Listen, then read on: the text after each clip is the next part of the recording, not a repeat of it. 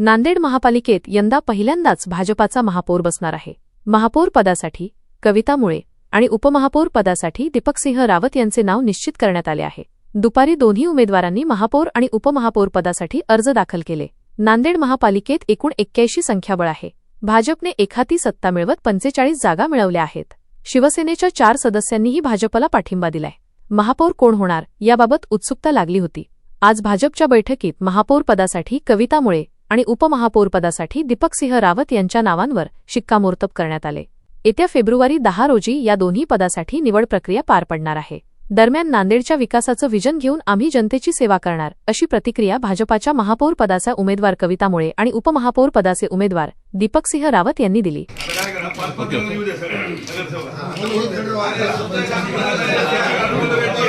मला ह्याच्यासाठी त्यांनी एवढी मोठी जबाबदारी दिलेली आहे, त्यासाठी मी त्यांचे खूप खूप आभार मानते।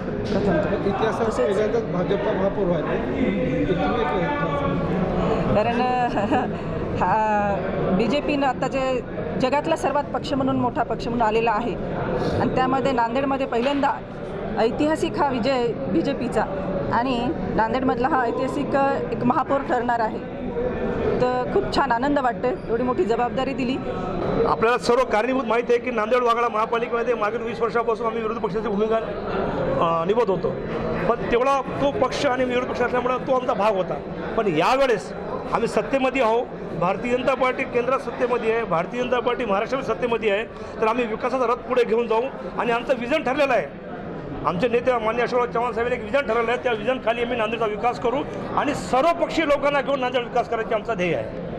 काय संकल्पना आहे तुमच्याकडे? आमच्या नेत्यांनी आणि वरिष्ठ नेत्यांनी एक संकल्पना केली, 100 दिवसाचा एक कार्यक्रम आयोजला, एक कार्यक्रम आम्ही अवलंबून करणार आहे आणि लवकरच आमची 10 तारखेला निवड झाल्यानंतर आम्ही सर्वप्रथम आमच्या पूर्ण पंचायत नगरसेवक आमचे नेते यांच्या नेतृत्वाखाली आम्ही एक विजन ठरवलं आहे आणि ते विजन ठरवल्यानंतर आम्ही पत्रकार परिषद घेऊन माननीय महापौरच्या अध्यक्षाखाली आम्ही ते विजन आपल्या सर्वांना प्रसिद्धी देणार आहोत।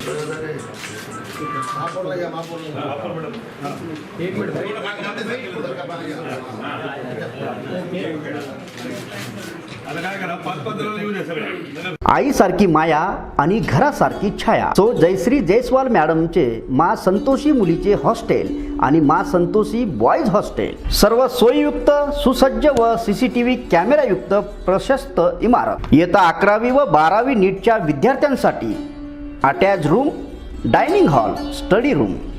मा संतोषी मुलीच्या हॉस्टेलमधील सुविधा 2, 3 आणि 4 मुलींसाठी स्वतंत्र अटॅच रूम, शांत हवेशीर स्टडी रूम, रुचकर व स्वादिष्ट घरगुती भोजन, डायनिंग हॉल, बायोमेट्रिक मशीनद्वारे विद्यार्थ्यांची जाण्या येण्याची नोंद, शुद्ध थंड पिण्याच्या पाण्यासाठी RO फिल्टरची व्यवस्था, स्नान करण्यासाठी गरम पाण्याची व्यवस्था, स्वतंत्र लिफ्टची व्यवस्था, इन्व्हर्टरची सुविधा उपलब्ध, संपूर्ण सुशिक्षित महिला कर्मचारी, मुलींकडे संपूर्ण वैयक्तिक लक्ष आणि 24 तास महिला सिक्युरिटी।